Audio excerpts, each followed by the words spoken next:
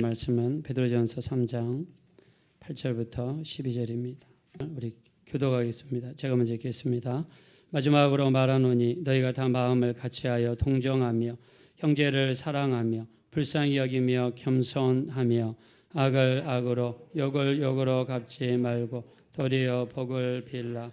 이를 위하여 너희가 부르심을 받았으니 이는 복을 이어받게 하려.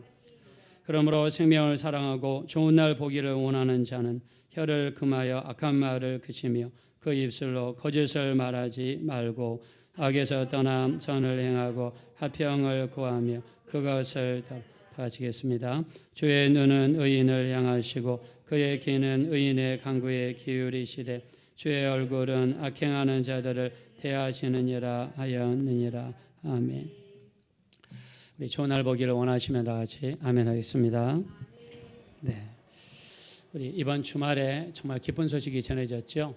경상북도 봉화라고 하는 곳에서 아연 강선이 있는 것 같습니다. 거기에 갇힌 지 9일하고 5시간 만에 구조가 됐습니다. 밥 한 공기에 300칼로리가 되니까 한 6분의 1 정도 됩니다.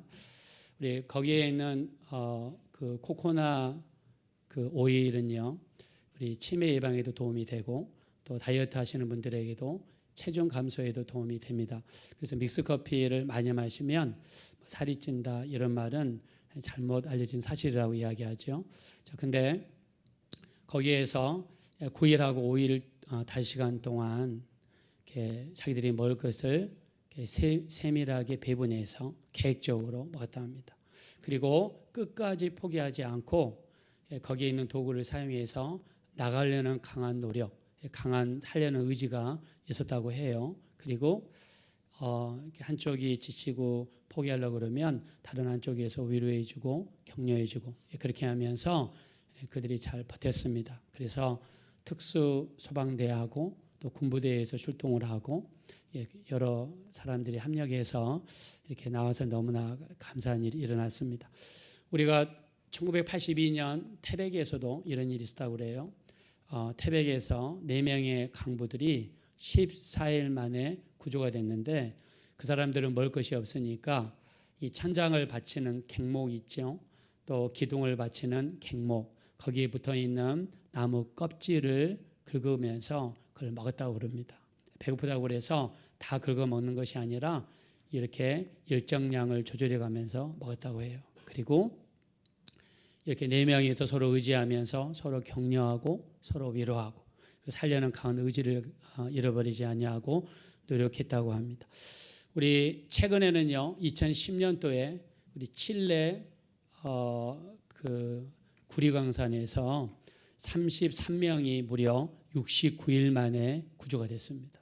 근데 이 사람들도요, 평상시에 가지고 다니는 비상식량이 있는데 그거를 잘 쪼개가지고 배분해서 계획적으로 먹고 서로 이렇게 의지하고 격려하면서 그게 서로에게 힘이 돼서 이렇게 일어났다고 합니다. 자, 우리가 이 생존 3가지 법칙이 있다고 합니다. 극한 상황 속에서 고립이 되거나 인간의 힘으로 나올 수 없는 상황에 갇혔을 때 생존하기 위해서 반드시 필요한 3가지가 있다고 합니다. 첫째, 한정된 자원이라든가 식량, 음식이 있을 때 배고프다고 그래서 한 번에 먹으면 절대로 안 된다는 겁니다. 언제 구조될지 모르기 때문에 철저하게 세분화시켜서 구조대가 올 때까지 음식을 나눠서 그것을 세분화하는 작업, 계획적이고 절도 있게 음식을 배분하는 게 굉장히 중요하다고 그래요. 두 번째는 살려는 강한 의지가 있어야 된다고 합니다. 하나님께서 우리에게 주신 이 의지가 얼마나 강한지 모르는데 이 하나님께 주신 이 의지, 살려는 강한 의지가 있는 사람일수록 생존을 잘하더라. 세 번째는요, 서로 위로하고 격려하더라. 말로써 서로 위로하고 격려하더라. 이렇게 서로 위로하고 격려할 때 시너지 효과가 일어나서 1 플러스 1은 2지만 시너지 효과가 일어나면 20배가 될 수도 있고 100배가 될 수도 있습니다. 그래서 이렇게 서로 위로하며 격려하는 속에서 생존 확률이 많아지더라. 우리도 우리 삶 속에 적용할 때도 조금 더 부족함이 없죠. 계획성 있는 삶, 절제 있는 삶, 절도 있는 삶은 굉장히 중요합니다. 그래서 우리 사도 바울이 사도행전에서 설교한 제목이 세 가지입니다.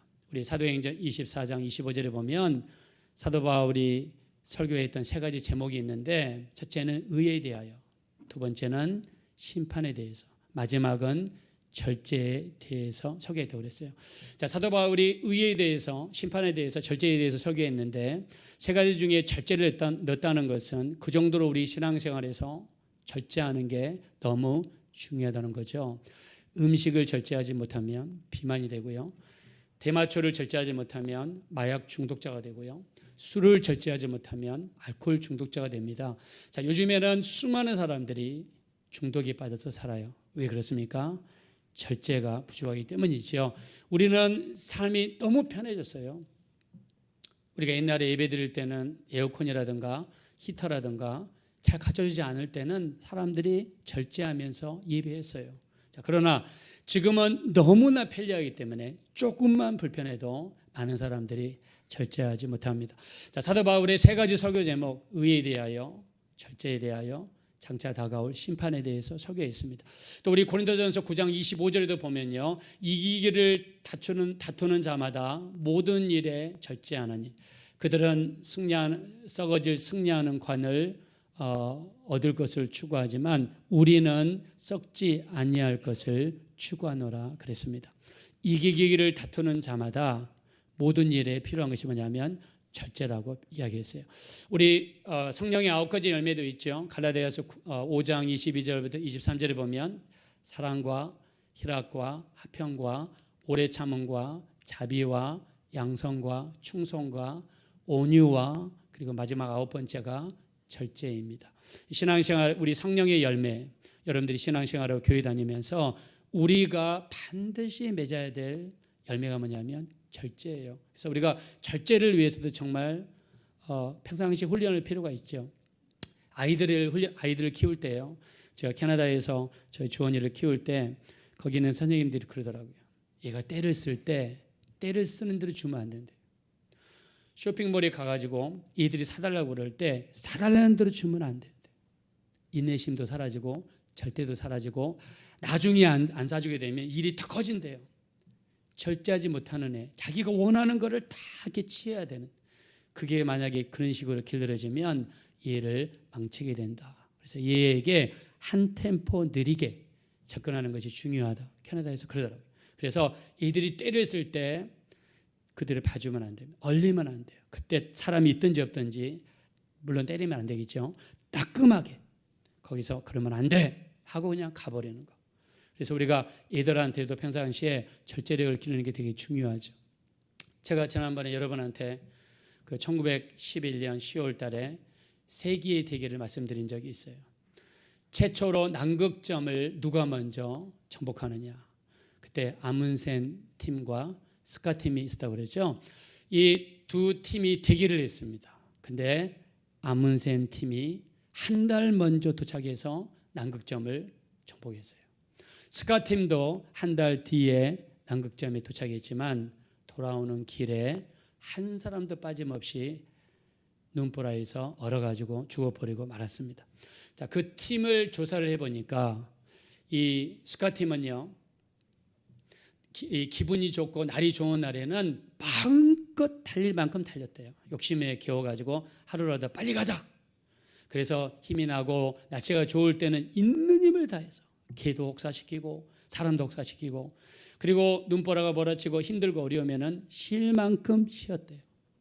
갈 만큼 가고 쉴 만큼 쉬고. 근데 아문센 팀은요, 원칙을 정했어요. 그 원칙이 제가 그때 뭐라고 그랬습니까? 하루에 20마일의 법칙.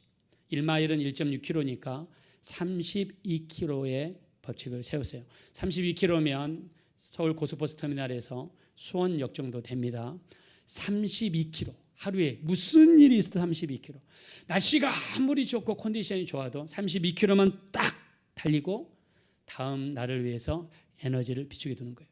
일어나는데 눈보라가 치고 공기가 너무 안 좋아요. 그래도 무조건 32km를 가는 거예요. 그리고 개도 쉬어주고 썰매도 쉬고 사람도 쉬고. 이렇게 해서 어떤 일이 있어도 매일 끊임없이 하루도 빠짐없이 32km, 32km, 32km 했더니 이 아문센 팀이 스카 팀보다 먼저 도착하고 돌아올 때도 아무 사고도 없이 한 사람 낙오자도 없이 돌아왔다는 것입니다. 우리 신앙생활도 마찬가지예요. 내가 기분이 좋고 내가 컨디션이 좋을 때 그냥 에이 기분이다 교회 가서 예배드리고 또 기도할 때도 그냥 1시간, 2시간, 3시간 기도하자 해버리고 그 다음날 기분이 안 좋고 컨디션이 안 좋다고 그래서 에이 기도가 어디서 그냥 집어치워버리고 이렇게 하면은 안 된다는 거예요. 매일 1시간 어떤 상황 속에서도 여러분이 1시간의 기도를 지키는 사람이 있다면 하나님은 여러분을 통해서 놀라운 일들을 베풀어 줄 줄로 믿습니다. 그래서 우리 주님도 겟세마네 동산에 마지막 돌아가시기 전날 밤 제자들을 데리고 겟세마네 동산에 올라가서 뭐라고 했습니까? 너희가 나와 함께 1시 동안도 이렇게 끼어 있을 수 없더냐. 예수님 우리에게 요구하신 것은 1시간의 기도입니다. 1시간의 기도를 하면요 앞으로 일어날 안 좋은 일들을 막을 수가 있고 여러분에게 있는 문제를 해결할 수 있는 넉넉한 능력의 역사가 우리를 통해서 1시간의 기도를 통해서 나타나게 될 줄로 믿습니다. 그래서 절제하는 삶, 여러분 기도도요 감정의 기복에 상관없이 기도는 영적인 호흡이잖아요. 여러분들이 숨 안 쉬면 죽는 것처럼 기도하지 않으면 내 영혼이 죽거든요. 우리가 아무리 말씀을 많이 알아도 기도하지 않으면 바리새인이 될 수밖에 없습니다. 말씀에 대한 지식이 이렇게 비대해져서 그 나에게 있는 지식을 가지고 다른 사람을 판단하는 것. 그러나 우리는요 말씀을 받을 때 머리로 받는 게 아닙니다. 오늘 또 우리가 듣는 이 말도 어떤 혼적인 언어가 아니라 영적인 언어이기 때문에 마음의 문을 열고 믿음으로 받게 되면 우리 영혼을 때리게 되고 우리 영혼의 말씀이 들어오게 되고 우리 영혼이 살아난다 그러면 영혼이 잘 되면 범사가 잘 되고 강건한 축복이 있다고 했기 때문에 이런 놀라운 역사들이 나타나게 될 줄로 믿습니다. 세 번째는 위로하고 격려해 주는 겁니다. 우리 말이 얼마나 중요한지 몰라요. 제가 여러분에게 설교한 내용 중에서 말에 대해서 너무나 말을 많이 하잖아요. 기도도 말로 하죠. 찬양도 말로 하죠. 다른 사람을 살리는 것도 말로 하죠. 전도도 말로 하죠. 남편의 길을 살리는 것도 내 말로 하죠. 아내를 살리는 것도 말로 하죠.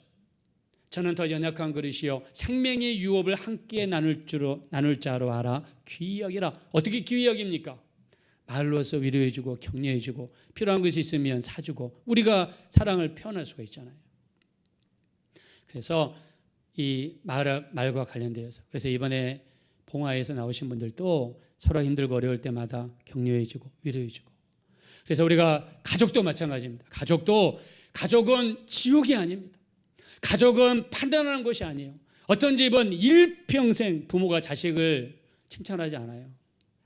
예를 들면 성적이 50등 하다가 30등 했어요. 그러면 이 학생은 막 기뻐가지고 이렇게 아빠한테 가지고 갑니다. 그러면 아빠는 그걸 이렇게 잘했다, 너무 잘했다 칭찬하고 격려해주고 위로하면 더 잘할 거 아닙니까? 근데 아버지 욕심은 1등이에요. 아버지가 30등 가지고 그러냐 난리치지 말아라 이런 식으로 하면 이 기 더 죽죠. 살리지 못하죠. 그래서 우리 야고보서 3장 6절에 혀는 곧 불이요 불의의 세계라 우리 주체 중에서 온몸을 더럽히고 삶의 수레바퀴를 불살라나니 그 사르는 것이 지옥불에서 나느니라. 혀는 능히 길들일 사람이 없나니 쉬지 아니하는 악이요 죽이는 독이 가득한 것이라 그랬습니다. 혀. 아까 우리 잠언서 18장 21절에도 죽고 사는 것이 혀의 힘에 달렸나니 혀를 쓰기 좋아하는 자는 혀의 열매를 먹으리라. 자, 오늘 우리가 본문 말씀을 나눴어요. 오늘 본문에서 세 가지 복을 이야기합니다. 어떤 사람이 세 가지 복을 받을 수 있는지 그 복이 무엇인지 한번 본문을 통해서 한번 살펴보겠습니다. 말씀으로 돌아가셔서 우리 한번 9절입니다. 다 같이 읽겠습니다. 시작. 악을 악으로 욕을 욕으로 갚지 말고 도리어 복을 빌라. 이를 위하여 너희가 부르심을 받았으니 이는 복을 이어받게 하려 하심이라. 아멘. 자, 여러분들이 악을 당했습니까? 누구가 여러분에게 악이 받쳐서 말하고 여러분에게 비판하고 침을 뱉고 뺨을 때리고 악으로 행했습니까? 여러분에게 누가 욕을 했습니까? 그때 성경에서는 뭐라고 합니까? 도리어 복을 빌라 그랬어요. 자, 복을 빌어야 되는 이유가 뭡니까? 9절 우리 뒷부분 밑줄을 보면 이는 복을 이어받게 하려 하십니다. 우리가 정말 복받기 원합니까? 우리가 정말 하나님의 관심 끌기 원합니까? 우리가 정말 이 땅에서 잘되기 원하십니까? 여러분에게 욕을 던지고 악하게 대하고 안 좋게 대하는 사람이 있다면 세상적으로 따지면 우리도 같이 해야 돼요. 여러분 오른밤을 떼면 같이 싸대기를 때려야 됩니다. 우리도 같이 욕을 해야 됩니다. 그게 정상이에요. 근데 성경은요 반대를 이야기하고 있어요. 오른쪽 뺨을 치느냐 왼뺨을 대라. 오리를 가고자 하느냐 십리를 가져라. 속옷을 달라고 하느냐 더 비싼 겉옷까지 주어라. 너에게 욕하는 자가 있느냐 그 사람을 축복해라. 복을 빌라는 거예요. 우리 시편 109편 17절에 보니까 저주하기를 좋아하더니 그 저주가 그에게 먼저 임하고 축복하기를 좋아하지 아니하더니 복이 그를 멀리 떠났다고 그랬어요. 여러분 저주하기를 좋아해 보십시오. 그 저주가 상대방에게 임하기 전에 내게 먼저 임한다라고 성경에 말했어요. 내가 축복하기를 싫어한다고 그랬어요. 우리나라 속담에 이웃 사촌이 땅을 사면 배 아프다고 그랬어요. 그게 세상적인 마음입니다. 예수 안에서 우리가 바뀌어야 될 가치관이죠. 우리가 바뀌어야 됩니다. 우리는 잘 나가는 사람이 있으면 정말 진심으로 정말 축복합니다. 하나님이 얼마나 당신을 귀하게 여겼으면 이렇게 축복하셨습니까? 나도 그렇게 되고 싶습니다. 진정으로 축하해주고 축복해 준다고 그러면 동일한 축복의 역사가 우리에게도 나타나게 될 줄로 믿습니다. 우리 축복하는 자가 돼야 돼요. 축복하는 자가 될 때 우리가 복 받는 자가 된다는 거예요. 그래서 악을 악으로 갚지 말아라. 욕을 욕으로 갚지 말아라. 우리 예수님 어떤 삶을 살았나요? 베드로전서 2장 22절부터 24절에 그는 죄를 범치 아니하시고 입에 거짓이 없으시며 욕을 당하시되 맞대어 욕하지 아니하시고 고난을 당하시되 위협하지 아니하시고 오직 모든 일을 공의로 판단하신 이에게 부탁하시며 친히 나무에 달려 그 몸으로 우리 죄를 대신하셨으니 우리로 하여금 죄에 대하여 죽고 의에 대하여 살게 하려 하십니다. 예수님은요 십자가를 지기 전에 수많은 사람들이 침을 뱉었어요. 손가락질을 했어요. 예수님의 뺨을 때렸어요. 예수님을 채찍질을 했어요. 예수님이 모독을 당하고 비웃음을 당했어요. 욕을 당하시되 맞대어 욕하지 않았다고 그랬어요. 왜요? 주님은 십자가를 지셔야 되기 때문에. 십자가를 지시고 피 흘리셔야 우리 죄가 용서받고 우리 죄가 용서받아야 우리에게 구원의 역사가 이루어지기 때문에 주님은 맞대어 욕하지 않았다고 그랬습니다. 고난을 당하시되 위협하지 않았다고 그랬어요. 어떻게 보면 세상적으로 보면 바보 같은 삶입니다. 우리도 쌈닭처럼 싸워야 됩니다. 자기 자식이 초등학교에서 한 대 맞고 오면 학교 찾아가가지고 교사 얼굴에다가 교사 뺨을 때리는 학부모도 있잖아요. 무서운 세상이에요. 이게 세상입니다. 그러나 주님은 우리에게 복받는 길이 악을 악으로 갚지 말아라. 욕을 욕으로 갚지 말아라. 오히려 복을 피는 자가 되라. 축복하는 자가 되라고 말했어요. 쉬운 일이 아니죠. 그러나 기도하고 말씀을 마음에 새기고 그렇게 뜻대로 살도록 기도하는 자에게는 반드시 이런 축복받는 역사가 나타나게 될 줄로 믿습니다. 복받기 위해서는 복을 비는 자가 되라. 자, 두 번째 복받는 자가 되면 어떻게 됩니까? 우리 10절입니다. 다 같이 읽읍시다. 시작. 그러므로 생명을 사랑하고 좋은 날 보기를 원하는 자는 혀를 금하여 악한 말을 그치며 그 입술로 거짓을 우리 좋은 날 보기를 원하시면 다 같이 아멘 하겠습니다. 여러분의 삶 속에 미래에 또 여러분의 자녀들의 미래 속에 좋은 날만 넘치게 되시기를 예수 이름으로 축원합니다. 자, 이렇게 되기 원하면 어떻게 됩니까? 첫째, 혀를 금해라. 아까 우리 갱도 안에서 서로 위로하고 격려하고 살리는 말이죠. 자, 성경은요, 혀를 금하여 악한 말을 그쳐라. 여러분의 배우자를 향하여 막말을 하는 사람이 있어요. 여러분의 자식들을 향해서 막말하는 사람이 있어요. 우리는 복을 비는 자가 돼야 되죠. 그래서 혀를 금하여. 자, 우리 한번 옆에 있는 분들한테 또 뒤에 있는 분들한테 축복합시다. 혀를 금하여 악한 말을 그칩시다. 한번 서로 우리 축복하면서 격려하겠습니다. 혀를 금해서 악한 말을 그치기 원하시면 다 같이 아멘 하겠습니다. 예, 생명을 사랑하고 좋은 날 보기를 원합니까? 내가 혀를 금해야 됩니다. 혀를 금해야 돼요. 이를 위해 기도해야 돼요. 여러분이 오늘 말씀을 듣고요, 그냥 잊어버리시면은 이 말씀과 아무런 상관이 없어요. 우리는 말씀을 마음에 새겨야 돼요. 말씀 암송하셔야 돼요. 다음 주까지 우리 베드로전서 3장 10절 외우시기 바랍니다. 자, 3장 10절 애우셔야 돼요. 생명을 사랑하고 좋은 날 보기를 원하는 자는 혀를 금하여 악한 말을 그치고 그 입술로 거짓말을 말라고 말씀했어요. 혀를 금해라. 악한 말을 그쳐라. 우리 사람들 사이에서 여러 가지 말을 할 수 있죠. 그래서 아까 말씀드린 것처럼 혀는 곧 불이요 불의의 세계라. 우리 주체 중에서 온몸을 더럽힌다. 삶의 수레바퀴를 불사른다. 그냥 집을 통째로 불태워버리면 집이 날아가 버리는 것처럼 삶을 통째로 불태우는 게 뭐냐? 여러분의 입에서 나오는 말이라니까요. 우리는 아무리 힘들고 어려워도 어떤 말 해야 됩니까? 하나님의 나와 함께 하시면 나는 능히 감당하게 될 줄로 믿습니다. 모든 어려움들이 물러가게 될 줄로 믿습니다. 하나님은 내 기도 응답하셔서 우리 정말 광명의 역사가 나타나게 될 줄로 믿습니다. 우리 신하시는 여러분 되시기를 예수 이름으로 축원합니다. 우리 교회 나오시는 분 중에서 우리 김선철 형제님이 계세요. 이분은요 원래 CJ에 다니시는 분이에요. CJ도 들어가기 어렵잖아요. 근데 LG전자를 가고 싶어서 LG전자를 지원을 했습니다. 근데 LG전자를 지원했는데 어떻게 또 입사가 됐어요. 근데 LG전자에 들어가 보니까 저 여의도에 있는 트윈타워 있죠. 그 마포대교 바로 끝단에 있는 거. 근데 거기 들어갔는데 자기에게 회사가, 물론 회사는 좋은 회사지만 자기가 안 맞는 거예요. 너무 힘든 거예요. 또 본인 나이도 있고 또 하던 일도 다르고. 그래가지고 그 즈음에 우리 교회에 왔습니다. 새벽기도 오셔서 같이 기도하고 기도부터 하고. 또 그 어머니도, 그 어머니는 강원도에 사시는데 주중에는 여기 오셔서 이들 봐주고 또 주말에는 강원도에 가시더라고요. 거기에 섬기는 교회가 있어서. 너무나 놀랍죠. 자기 목요일을 섬기시는 모습이. 근데 새벽마다 오셔서 한 번은 그 어머니가 저한테 울면서 너무너무 힘들고 어려워서 어떻게 해야 될지를 모르겠다고 하나님의 인도하심을 구했습니다. 그래서 저랑 저 집사람이랑 간절히 기도했습니다. 왜냐하면 성도들이 힘들다고 그러면 저희도 마음이 너무 아파요. 저도 너무 마음이 아픕니다. 그러니까 기도가 더 많이 나오게 되더라고요. 새벽에 기도하고 낮에 기도하고 저녁에 또 기도하고 간절히 기도했습니다.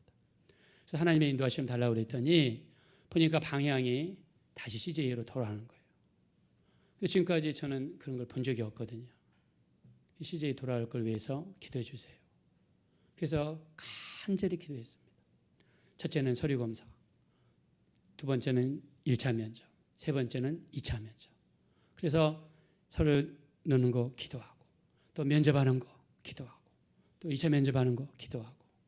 그래서 기도해서 하나님께서 그들을 불쌍히 여기셔서 지난주에 최종 합격되는 놀라운 역사가 일어났습니다. 할렐루야.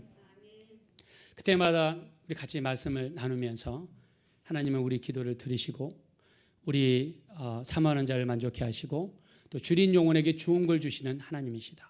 우리 시편 107편 9절 말씀을 붙잡고 사모하는 영혼을 만족해 하신다.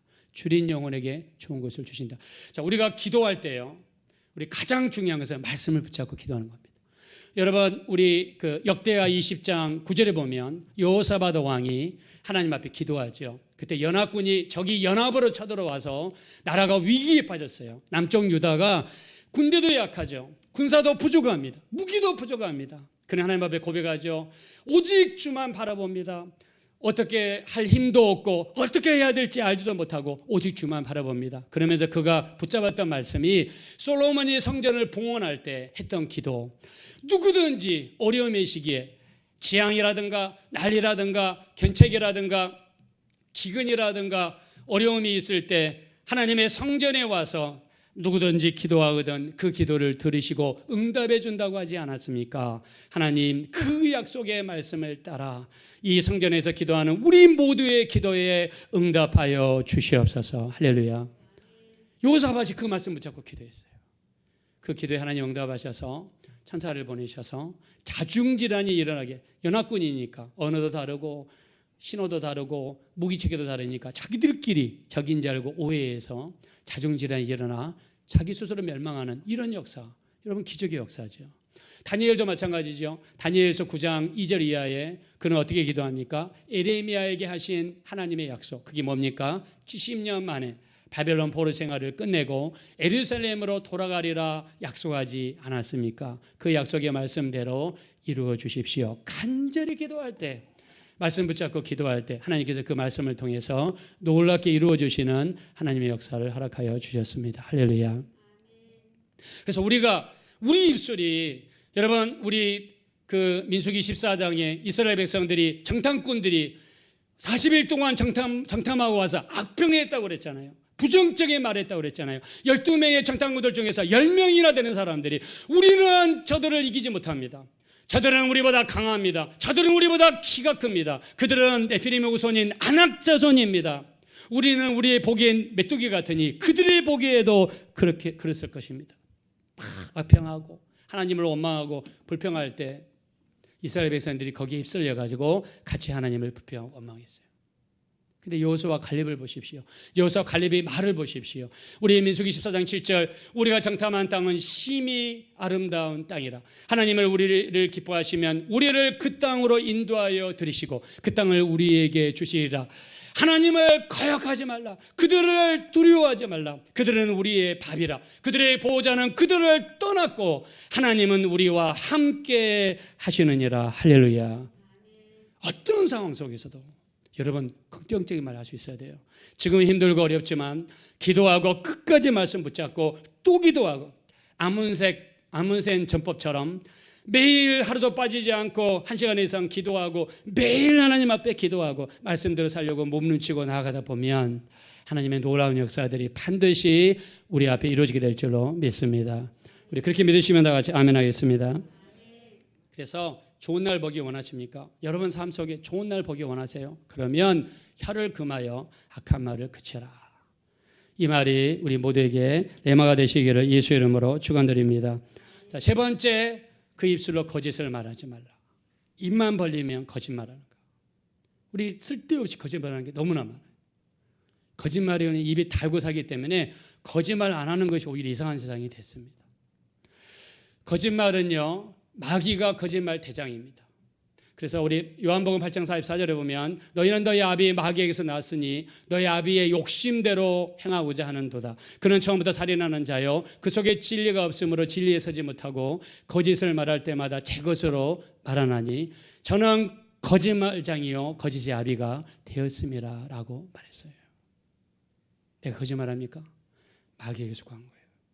거짓말의 결과 얼마나 무섭습니까? 요한계시록 22장 15절에 보니까 개들과 점술가들과 음행하는 자들과 또 살인자들과 우상 숭배자들과 거짓말을 좋아하며 지어내는 자마다 성 밖에 있으리라 그랬어요. 성 밖을 구체적으로 보니까요, 요한계시록 21장 8절에 불과 유황으로 타는 못에 들어가리라 그랬습니다. 거짓말을 좋아하며 지어내면은 결과가 좋지 않습니다. 여러분들이 한번 언어 생활을 한번 살펴보세요. 내가 얼마나 거짓말을 많이 하며 사는지, 내 입에서 하루 종일 살면서 거짓이 얼마나 있는지 한번 살펴봤으면 좋겠어요. 그래서 이 거짓, 마귀에게 속한 것이다. 우리 아나니아 삽비라 여러분 잘 아시죠? 사도행전 5장에 아나니아 삽비라 이 부부가 3시간 간격으로 죽었어요. 근데 그 이유가 무엇입니까? 베드로 앞에 했던 거짓말입니다. 어찌해 사단이 네 마음에 가득하여 성령을 속이고 땅값 얼마를 감추었느냐. 사람에게 거짓말한 것이 아니라 사람에게 한 것이라고 사도행전 5장 2절부터 3절에 말씀했습니다. 거짓말에서 두 부부가 죽었어요. 그러면 마지막 때를 살아가는 우리들은 어떻게 될까요? 거짓말이 얼마나 무서운지 우리 깨닫고 버려야 되겠죠.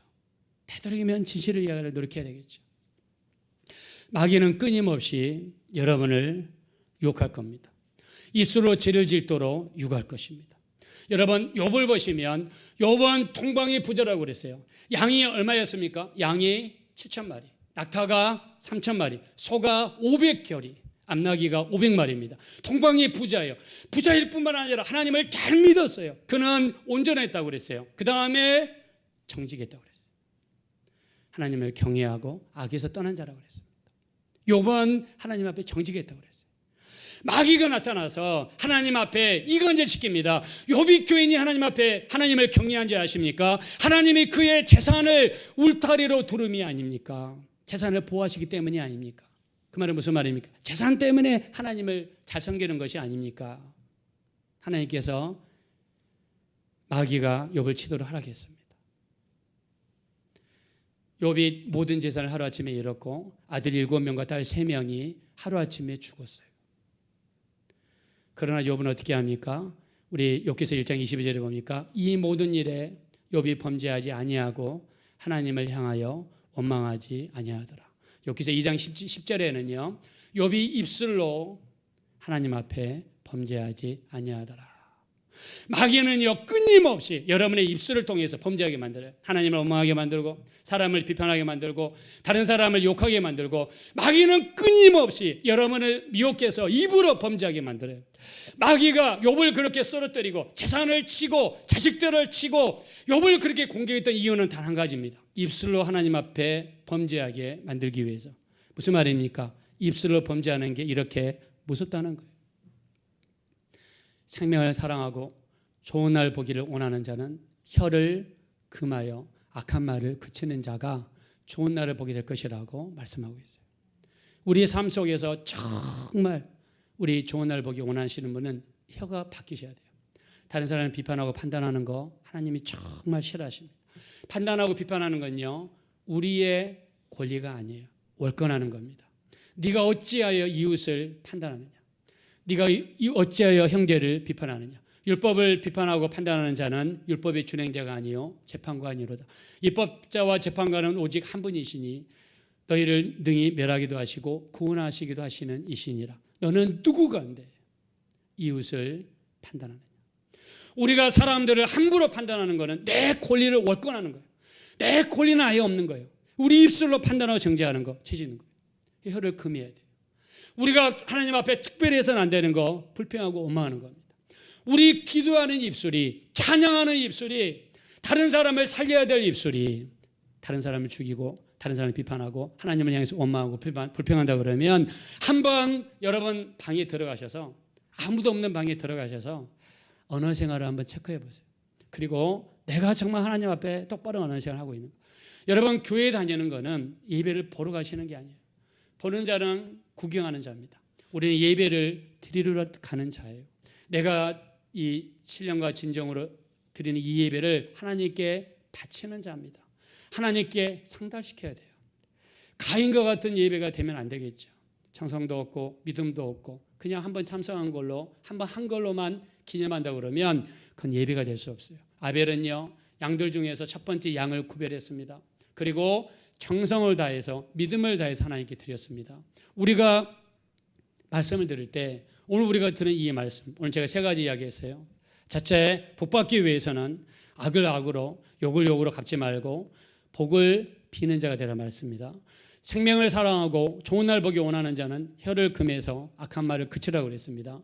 세 번째, 그 입술로 거짓말하지 말라고 그랬어요. 자, 이런 사람이 베드로가 이야기하는 의인이고, 이런 의인은 하나님의 눈이 이 사람을 보시고 하나님의 귀는 그 부르짖음에 들으신다고 그랬습니다. 자, 우리 한번 12절 보겠습니다. 12절 다 같이 읽겠습니다. 시작.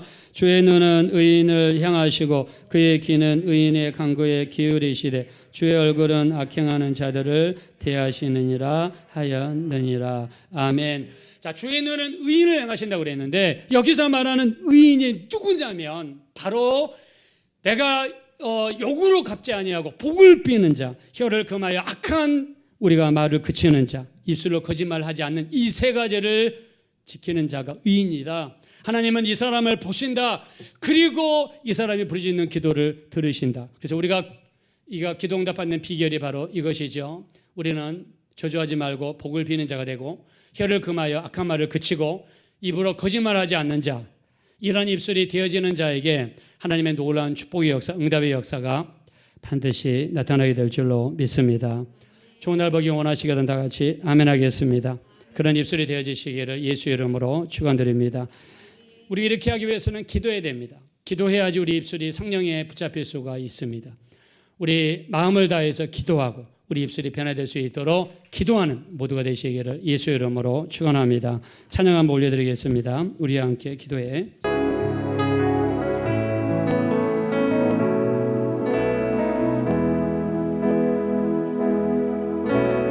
우리